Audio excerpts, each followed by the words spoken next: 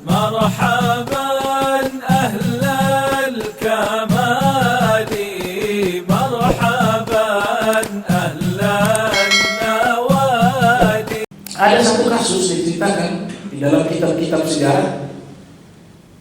Di zaman Imam Malik bin Anas, ada wanita yang dituduh tukang zina. Ini wanita meninggal kasihan. Dituduh tukang zina. Ketika wanita ini meninggal dunia, dimandikan oleh wanita yang ada di Madinah. Sambil memandikan jenazah wanita tersebut, mereka mencela ini wanita. Ini tukang zina. Ini. Sampai mohon maaf, yang satu lagi mencuci. Dia pukul kemaluan wanita tersebut sambil mengatakan ini tempatnya zina nih. Dia hinakan, dia celah orang yang sudah mati. Padahal Nabi ajarkan uzkuru mahasina mautakum wa kufu an masawi. Ceritakanlah kebaikan orang yang sudah meninggal, jangan ceritakan keburukan mereka. Itu larangan yang Nabi sampaikan.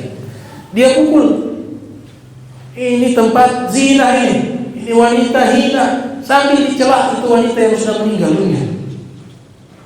Akhirnya dia punya tangan, mohon maaf, menempel di kemaluan wanita tersebut. Tidak bisa terlepas. Gak bisa lepas.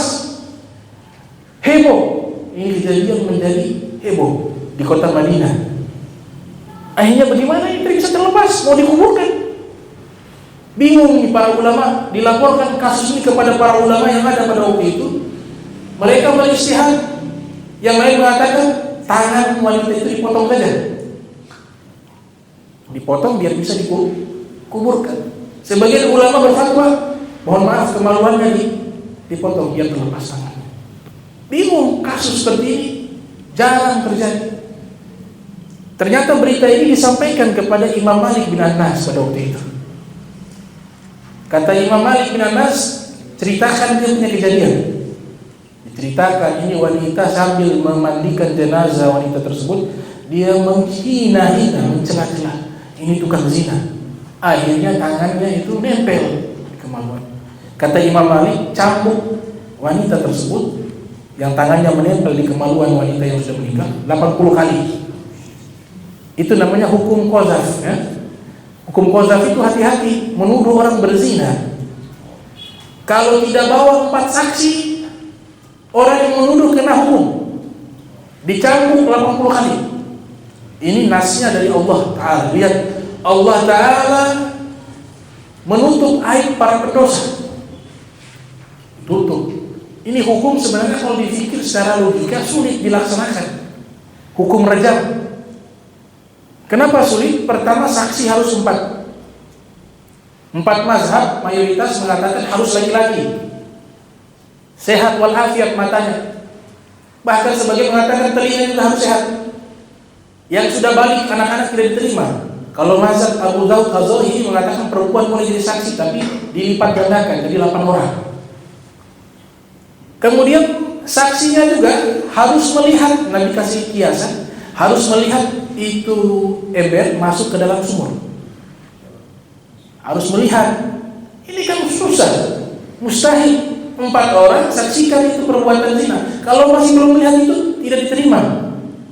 Kalau tidak diterima, keempat-empatnya dikenakan hukuman. Bahkan saksinya mereka tidak diterima. Bahaya. Dan ini di dalam Al-Quran, di surat An-Nur ayat 4. Alladzina yarmuna al-muhsinati thumma lam ya'tu bi arba'ati syuhada'a fajliduhum 80 jaldatan wa la taqbalu lahum syahadatan abada wa ulaika humul fasiqun. Jadi pernyataannya langsung bukan dari hadis, dari Al-Quran, dari Allah Subhanahu wa taala. Alladzina yarmuna al-muhsinati, orang-orang yang menuduh wanita-wanita muslimah sebagai penzina. Tsumma lam ya'tu bi arba'ati syuhada, tapi mereka tidak mampu mendatangkan 4 orang saksi. 4 orang. Fajliduhum 80 jaldatan. Maka yang tadi yang menuduh itu, cambuklah mereka 80 kali cambuk. wala taqbalu lahum syahadatan abada. Kemudian jangan kalian menerima kesaksian mereka selama-lamanya. Wa ulaika humul fasiqun, maka mereka itulah orang-orang fasik. Ini pernyataan Allah Ta'ala. Tadi Allah Ta'ala sama orang pelaku dosa, Allah tutupi aibnya. Tapi pelaku dosa ada lainnya berbangga dengan dosa, membuka. Ini paling hinanya orang. Dan ini paling dimurkai oleh Allah Ta'ala. Punya dosa, dia ceritakan ke sana kemari. Kalau sudah punya dosa besar, ditutupi. Kenapa harus diceritakan ke sana kemari? Padahal Allah menutup aibnya.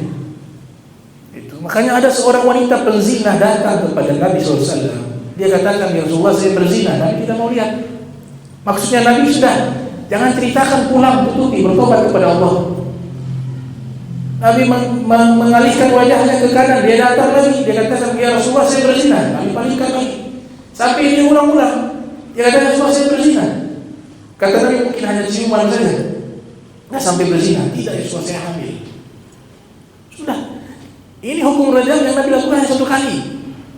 Itu pun orang yang memaksa untuk dilaksanakan hukum. Kata Rasulullah SAW, sudah, kalau engkau mau nanti dirajam. Karena ini wanita ternyata pernah menikah. Kalau orang yang belum pernah menikah dihukum cambuk 100 kali. Kalau berzina hukum Islam. Kalau yang sudah menikah kemudian berzina, hukum rajam, dilempar dengan batu sampai mati, sampai meninggal. Nah, dia paksa Nabi SAW. Kata Rasulullah, kalau begitu tunggu sampai lahir ini anak, baru kau datang lagi. Ini wanita, dia berusaha bertobat secara sungguh-sungguh kepada Allah Subhanahu wa Ta'ala. Dia memilih untuk diberikan hukum di dunia karena dia takut nanti mengalami hukum di akhirat. Anak lahir. Ketika anak sudah lahir, datang lagi, ya Rasulullah, anak saya sudah lahir. Ayo, silakan dilaksanakan hukum. Kata Nabi, menyusui 2 tahun. Wa fisaluhu fi amain, menyusuilah dia selama 2 tahun. Selesai menyusui, ini wanita datang lagi. Subhanallah. Dia bilang, saya sudah menyusui anak saya, Rasulullah. Kata Nabi, kalau begitu kita laksanakan hukumnya. Digali tanah, dimasukkan setengah badan, dilempar. Meninggal. Ketika meninggal, Nabi katakan, ayo kita urus jenazah. Sayyidina Umar bin Khattab mengatakan, ya Rasulullah, ini penzina. Kenapa kau melihatkan ini penzina? Mau diurus jenazah, mau disolatkan sama Nabi Muhammad SAW. Kata Rasulullah SAW, wahai Umar, ini wanita, kalau kau tahu dia sudah bertobat kepada Allah, saat ini saya melihat dia lagi berenang di sungai-sungai surga. Karena Allah sudah angkat dosanya. Dalam satu riwayat Nabi katakan, seandainya penduduk Madinah ini berdosa, kemudian Allah Ta'ala terima ini taubatnya wanita karena sudah melaksanakan hukum raja, dia punya taubatnya itu saking banyak, orang-orang yang di Madinah juga dosa diampuni oleh Allah Subhanahu wa Ta'ala karena berkata. Artinya dia sudah bertobat, Allah angkat dosa, Allah muliakan dia.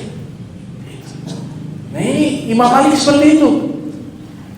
Imam Malik mengatakan, fajliduhum thamanina jaldatan. Tangan menempel di mulut, tidak bisa lepas. Kemudian sepakat para ulama mengikuti pendapatnya Imam Malik. Ini pernyataan keluar, wala yufti mufti wa Malik bil Madinah. Tidak boleh orang mufti mengeluarkan hukum kalau Imam Malik masih ada di kota Madinah. Kemudian dicambuk 80 kali wanita tersebut. Ketika dicambuk, subhanallah, pas sudah 80 kali tangan terlepas. Berarti dia qadzaf. Dia menuduh orang berzina. Setelah itu dikuburkan. Itu ilmunya Imam Malik bin Anas radhiyallahu ta'ala anhu.